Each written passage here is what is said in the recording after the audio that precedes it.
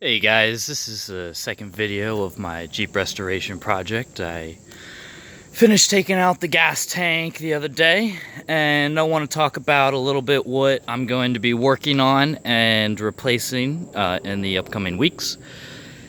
So what we got over here is these are the fenders that came off. When I got it 7 years ago, I mean, it came with a bikini that looks like it had never come off the front, and it caused it to just sit and rot on the front there. So I just sort of bondoed it up and made sure that it held its place while I used it. But you know, these are gone now. You can't use these anymore, so they're off.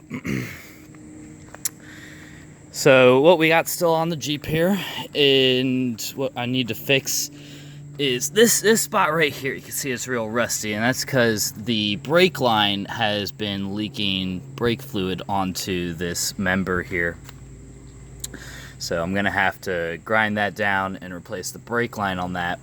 These shocks are only a couple years old, so luckily those are not gonna need to be replaced.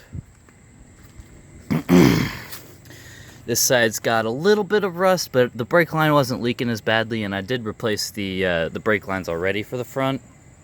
But I don't know what this is. I didn't replace this specific line, which connects to the new one, so that's got a lot more rust on it. And let's see, we go over back under here. You can see there's no gas tank anymore. The transmission, I believe, is the original Dana, and I hear terrible things about it, but I haven't had any problems. I had to rebuild it once, but it's been giving me no issues since. Now, something that I forgot to mention last time is that there's no floor. The entire driver's side floor pan has, despite the Bondo, rotted away. I mean, it goes straight through. I guess if it died, I could Fred Flintstone it away, but something tells me that's not really practical. So I'm going to put in a new floor pan there. And I took out all the seats already, but the tub itself, you can see, is actually in really good condition on the inside, besides the floor pan on the driver's side. The dash, the plastic dash is not cracked at all. And my favorite part about the earlier models is that it has the analog clock on it. There's no clock on my 93 over there, and it's just a little frustrating.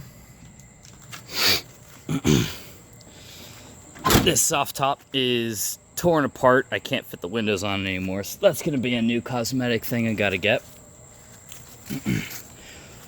Oh yeah, and down under here, if you know anything about Jeeps or vehicles in general, you'll notice that there is a shock missing on this side. It mounts right on this thing right here and onto a bracket that's this thing right here. And that I had to remove because the mount just rotted away. So it kind of just shakes to one side a lot when you drive it right now.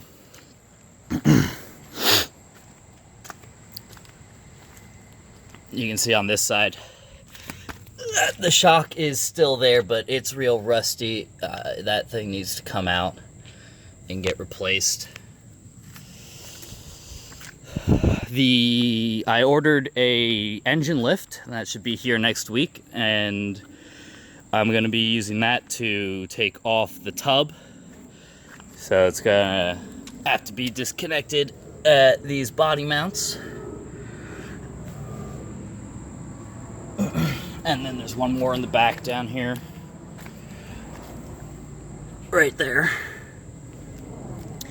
So I take those off, all the bushings, and I don't know, basically every piece of plastic or rubber that's on there is going to have to come out and be replaced. All new hardware. Every single piece of metal that isn't painted or coated in some manner has just rusted to infinity. So every bolt and nut is going to need to be replaced, basically, and I think I'm going to get a stainless steel set for that.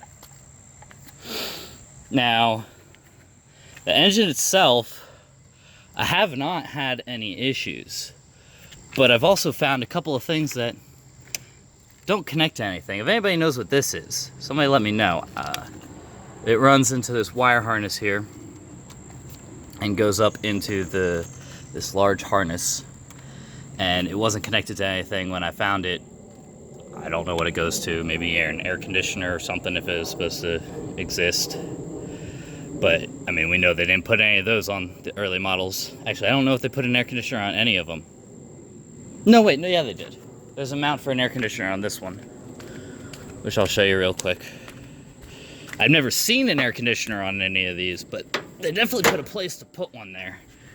So you can see right on top of the alternator there's a mount for an air conditioner. And this is the 2.5 liter 4-cylinder fuel injected, whereas the other one is carbureted.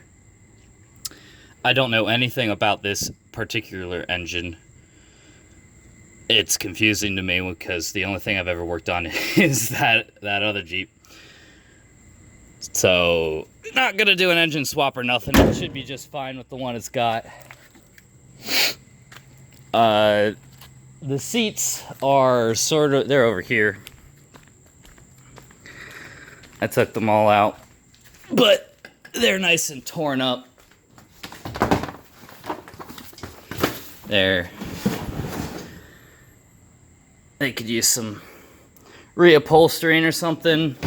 Problem with the earlier model ones is they don't have any headrests or nothing, so it's a little uncomfortable when you have to brake real hard, or God forbid you get hit or something. Luckily, I do have a console. That's this thing right here. I know a lot of them didn't have them, or at least the ones I was looking at didn't have them when I was looking around for a Jeep. So that'll be good. If you look at this driver's seat, I mean, that thing's just torn to shreds. Now, I do have all the seats still in this Jeep, but this is the only one that has this little flap on it that allows you to flip it up and go forward. Otherwise, you'd have to turn this knob here, and that's how you would move the seat forward to get it in the back. The other side only has that knob, and let me tell you, that is a pain in the ass. I mean, what's the point if you have to take 5 minutes to move the seat forward? However, these back seats are excellent. I don't see anything wrong with them. And they have the headrest on them, which is super neat. I think they're aftermarket, and it's got that big B on it, so I don't know what that means. I'll probably look it up. Somebody put in a new floor pan on this one. You can see the crease right there. They just stuck in a new piece of metal. And that's probably what I'm going to do on the other one.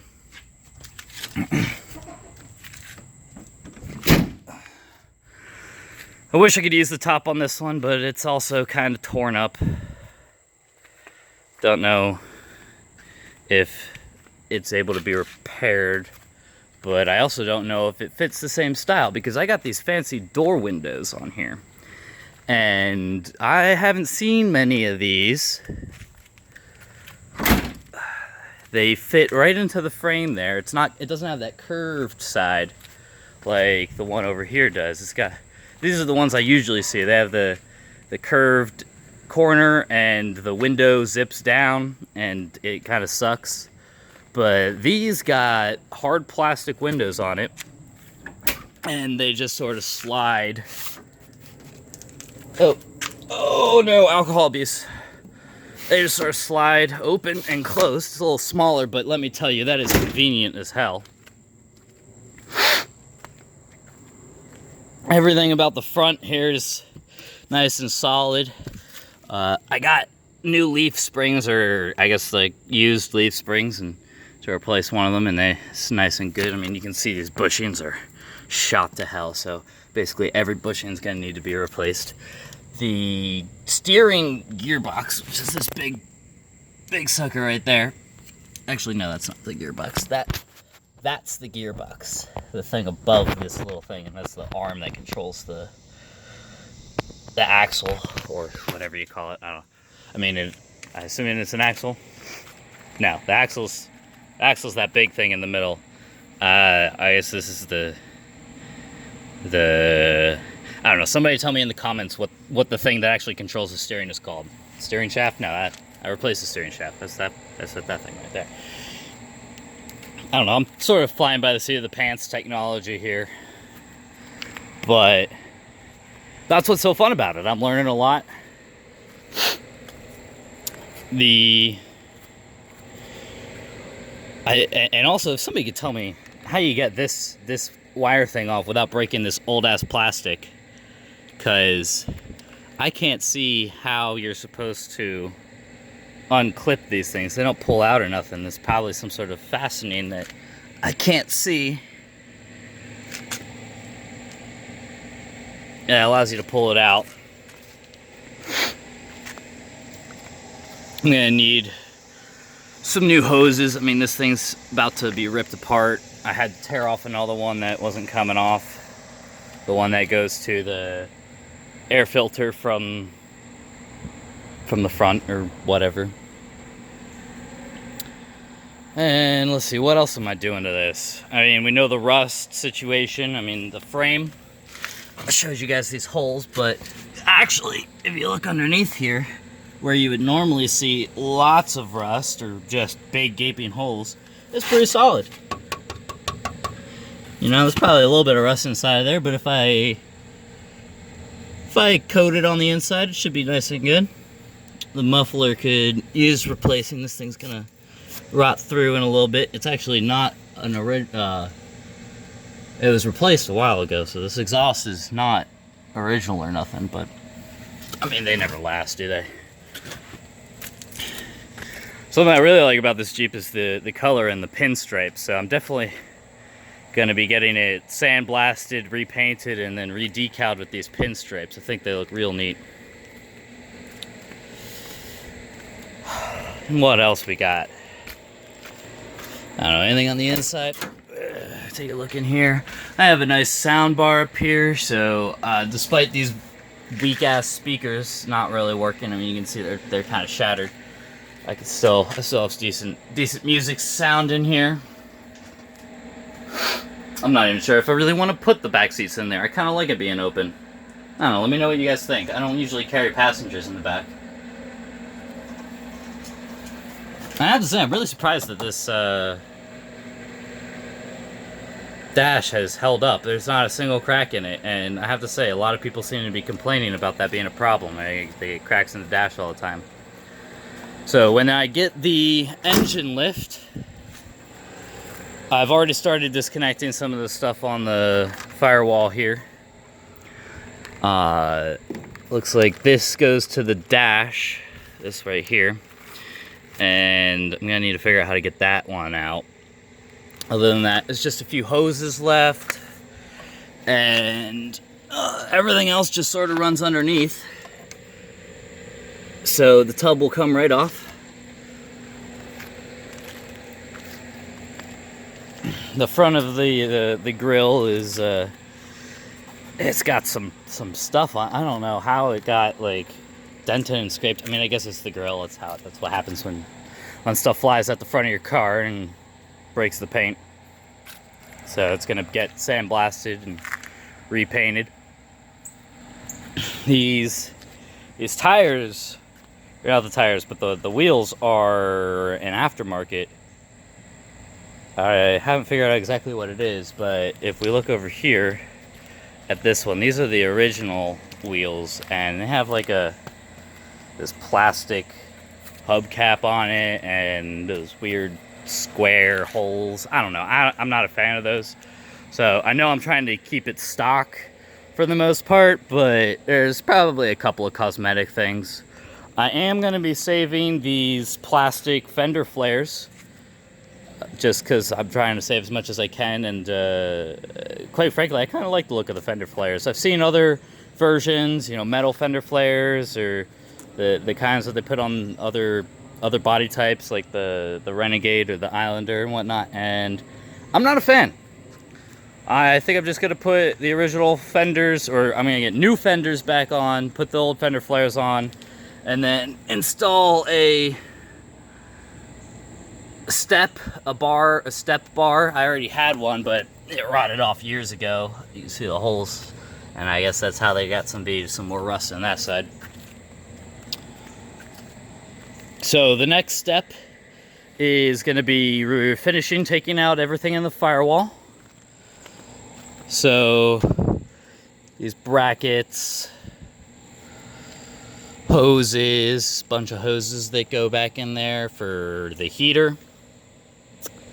The fuse box, the fuse box is these cables over here that I can't figure out how to get out without breaking something. And I think that's it. My next video is going to be on taking the actual tub off. I'll have the hood, windshield, and soft top removed. Maybe even the roll bar, but I feel like the roll bar would help with structure when I'm lifting it up. So the tub's gonna come off, and then the chassis will roll forward, or the other way around. The chassis will stay still and I can roll the tub off. Harbor Freight didn't have any engine lifts in stock, so I had to order one online. And yeah, I think that's gonna do it. It's honestly a lot less work, or a lot fewer things than I was expecting. There's definitely something leaking oil down here. I'm gonna have to rebuild the engine. I got an engine stand, so I'm gonna be able to take that apart and at least see if we've got any leaking or metal shavings or anything like that. But yeah, for the most part, it's actually not so bad, and I'm looking forward to getting to the next step. So I'm just waiting for the tools, and I'll be able to take this bitch in two. And it's exciting. And if anybody's interested in this one, I mean, like, I don't need it. If somebody wants to buy it and you're in the southeast, it runs great. I haven't had any problems with it. The oil sensor is leaking, but whatever, it's $20, I'll replace it. It's a good project car. So yeah, I'll catch you guys in the next one.